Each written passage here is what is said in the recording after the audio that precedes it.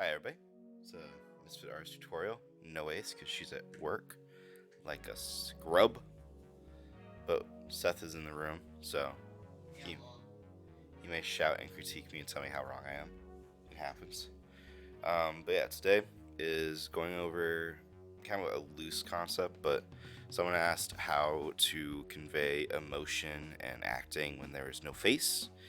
And I'm also working on the assumption of no words, just to make things even harder on ourselves. And it's pretty self-explanatory, to me at least. So when we learn how to do facial expressions, we're obviously working on, we just study faces and we map out the face and we know, oh, eyes up here, up in this direction will probably be happy. And then the smiles, and we learn, you know, eyebrows this way may look a little bit more nervous. Eyebrows this way are more surprised and cheery. But an eye down here and a mouth like this conveys that. Like we know facial expressions, and as we study them, we know how to recreate them. And I think it's just the same way with body language.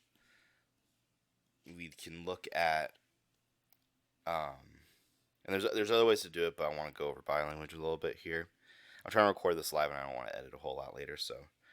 But you can look at the same thing of the differences of a hand, which, however, your characters are. Like, I think one of the examples was like a robot character who doesn't have a face, so this depends on what kind of hand they have, I guess, but I think it'll carry over because you're making the art for humans, so your character has to have some way to emote in a way that humans will understand.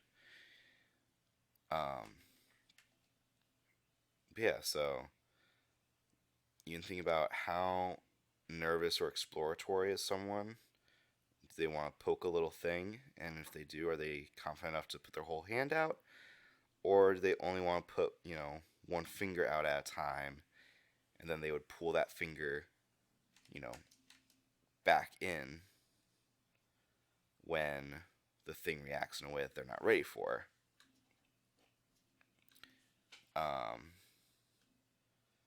If you want them to feel motherly or nurturing, you can have them, be ready for an embrace as like a hug. Who's moving forward and who's leaning back? Who's taking initiative? Really, you can almost think of it like a fight. So you just be here. A nice nurturing figure won't be aggressive.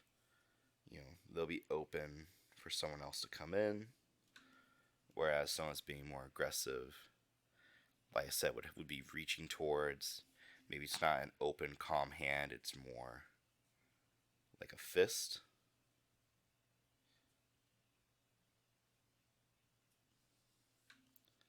So it's hard to talk about because it depends on each scene. But body language overall. The other thing is, like, if you are designing your character, think about the stuff from the top. If you don't want a human face because you want to be artsy or you want it to look like a robot from Star Wars or something, what do you have then? Do they not have arms, but do they have maybe light bulbs on them? Obviously, when you think about color theory, if your character is angry or violent, you can flash red. If they're maybe relaxed, nice blue, calming seafoam green or something, you can do that. We can not quite give them a face, but give them something else on them, an antenna or something. Seth, what was the name of the robot in My Life as a Teenage Robot? I don't know. Shit. I can't remember her name. That makes me very sad. But she had, and Jenny. Jenny.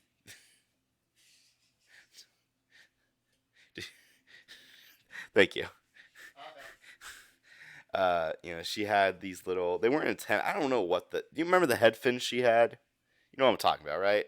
Yeah, they're like ponytails. Yeah, they serve no functional purpose except for to look more feminine. Um, but in my mind, I would be using those as another emotional indicator, just like how in anime, like those characters will have that one front hair that like acts like a tail, like it has muscle to shoot up or whatever. Um, but if you know what the neutral position is, you can then move them down to be sad, spike them up even more when they're angry.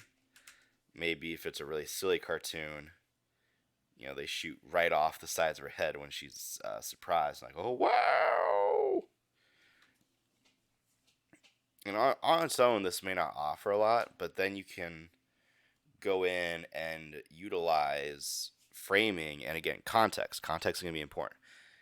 You can act a character out in a vacuum, and a good pose can carry a lot on its own. But even more so, again, if a character is being intimidated, Jason Voorhees, in a vacuum, he is a guy standing and walking around. But when you have a teenage girl, or a 30-year-old girl acting as a teenage girl, whatever we got going on, running away from Jason, that adds context to his meandering stride, because he's holding a machete, he's following her. Clearly, we have something going on here, but he's big. Like, even if he's behind her, he's probably bigger in frame, and he's just calmly going. He doesn't have to run. He knows that he's gonna catch this girl, and that's all that really matters. That's what makes Jason feel the way he does. You can then add things like an up angle. Of course, anytime we're looking up at someone, we feel like they are powerful.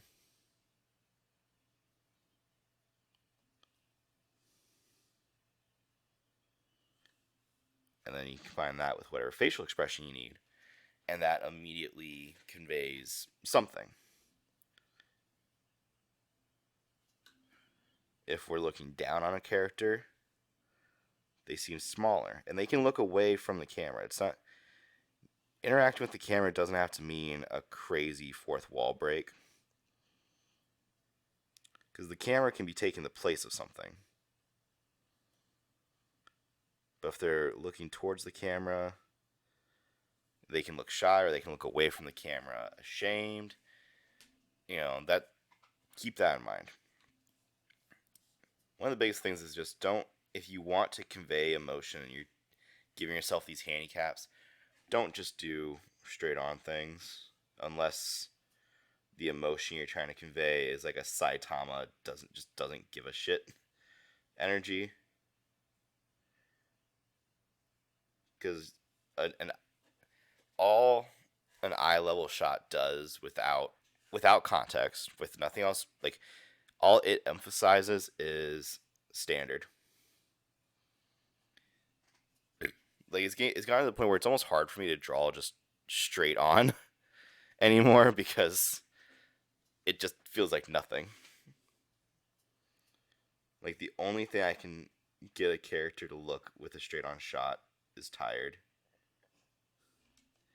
Does that make sense, Seth? Am I crazy? Nah, that makes sense. Am, You're crazy. okay, thank you. I appreciate you. Yeah.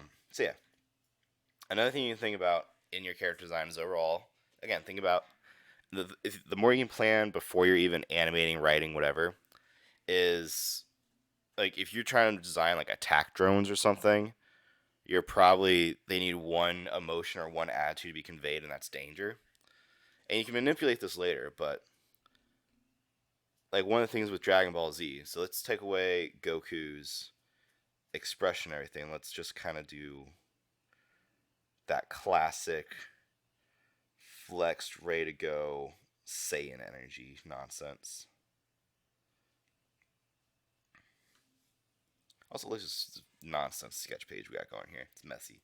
I love it. But so, We got Goku or Vegeta or whoever just really giving it their all.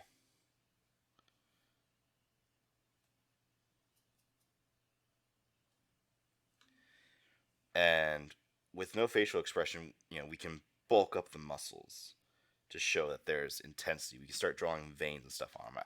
But one of the most clear things to me, I think, that emphasizes action, speed, energy in those characters is the hair is obviously sharp and angular, and we got a lot coming there. And it shoots up because originally Goku's hair does like the more down thing, and then it shoots up. So that's one thing. Again, talking about the anime ponytails and nonsense.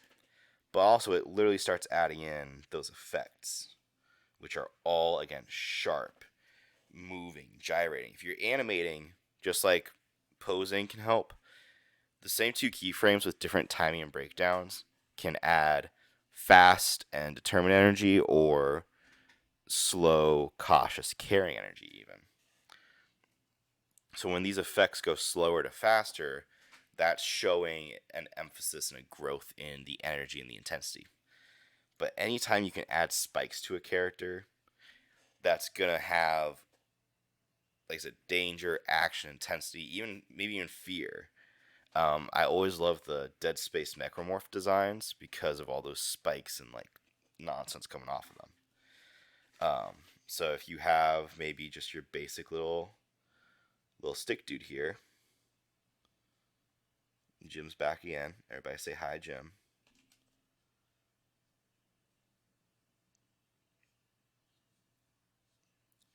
We have just basic dude. And we can, if we just duplicate him,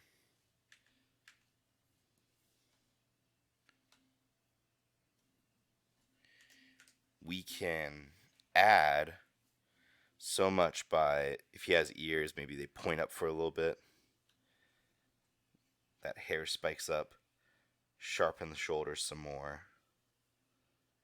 If his hands open up.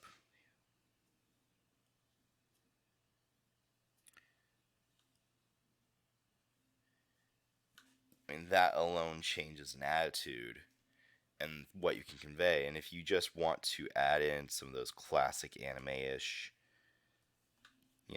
that little spurk at the top of the head or whatever. I know in school that was something that we were kind of critiqued for if we fell on anime tropes like the weird head vein that doesn't really exist, and everything like that. They were like, that's not how you tell a story. It's a cop out, and maybe it is, but again, it depends on your style of story. It depends on what you want to show, and it doesn't have to be that cliche one. It could just be, you know, some intense action lines. Because again, when you're trying to convey what your character's thinking, you should be able to do it just with your pose, your face, your words, your dialogue. Like your character should be able to exist in a vacuum, but he's not going to. If you have a comic frame or an illustration, you can gradient, you can use the color of the environment, focus things with everything else. So Sharp has those. Something softer. Let the shoulders slump it down a little bit more, maybe.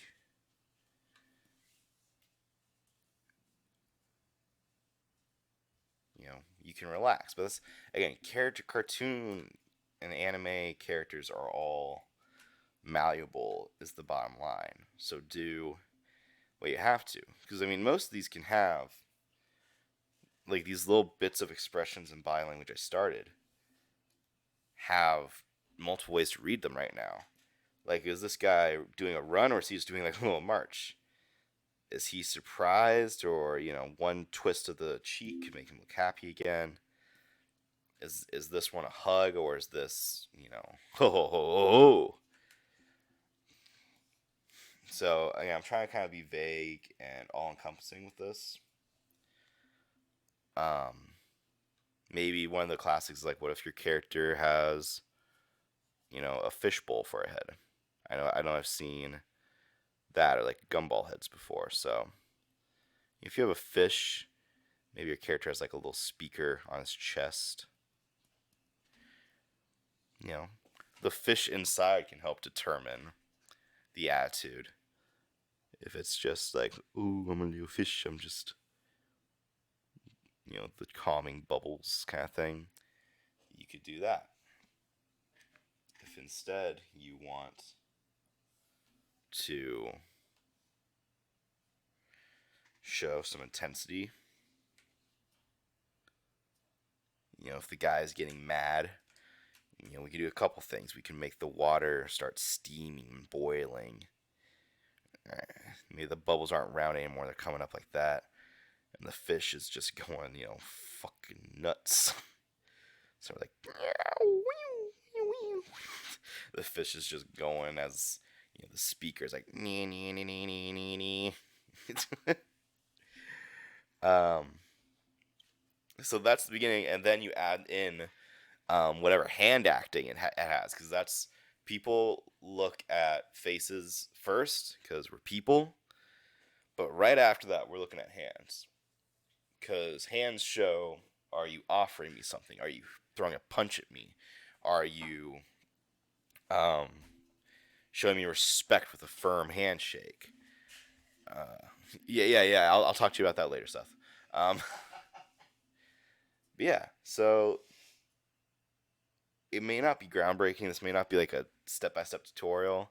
I'll talk to Ace, maybe Seth, and be like, hey, should I do like a little example piece at the end of this? And if I do, we'll jump in a time lapse. But I really think that just that bit of conversation overall is all that it really takes, is study acting and look around. Sit on the bus and, look at how people are communicating. When you talk to someone, look at what they do with their body. Watch plays. Look at other shows and animation and see what things you can tell if you just cover up a face. Watch things like horror movies and monster movies where these characters don't have traditional faces. The Alien vs. Predator movie from like 2005, I think it was, is great because there's a scene where a predator is working with a human. Spoiler, sorry. And they start communicating, and the predator can't talk, and the predator's obviously wearing that helmet. So he's it's showing so much. It's showing like this is the kid, like a muscle and cunning character. So you see that dichotomy. They have to communicate like, oh, this is a bomb. Oh, we're doing this. We're gonna kill it. With no words, just like crap sign language. Look at dogs. See what you can get out of them. Or any animal, really, and be like, oh, do I think, like, because you look at your dog and you're like, oh, my dog is happy today. How do you know that? It doesn't have a human. It's not giving. Dogs aren't smiling. We think they are, but they're not. That's us getting something out of it. Kabuki masks are famous in Japanese plays, apparently, because you can, as I've been told, you can change the emotion just by shifting the angle you see the mask. It looks like smiling from one angle, crying from another angle. Again, which correlates to what we were saying about framing. Let's see, what else is there that we could do or study in our spare time. But yeah, do some sketches where you're not drawing a face and see what you can get across. And if you're trying to plan out a whole show or something, think about these things up front. Think about if you're not going to do a face, what are you giving your character to emote with? Because if you want to just make your character, like if you want to give a Halo Spartan an AI with no face, okay. Are they still in some humanoid form? Are they just a geometric shape? Do you want to carry all their emotion through dialogue? That's a choice. But then you gotta make sure that you're writing some clever dialogue. So, things to think about. If you have more questions, I'll gladly make a second part to this video or something. Just let me know what I didn't go over or what you still need help with, and we'll do so gladly. Till then, be safe and stay weird, and hopefully Ace will be in the next one. Bye!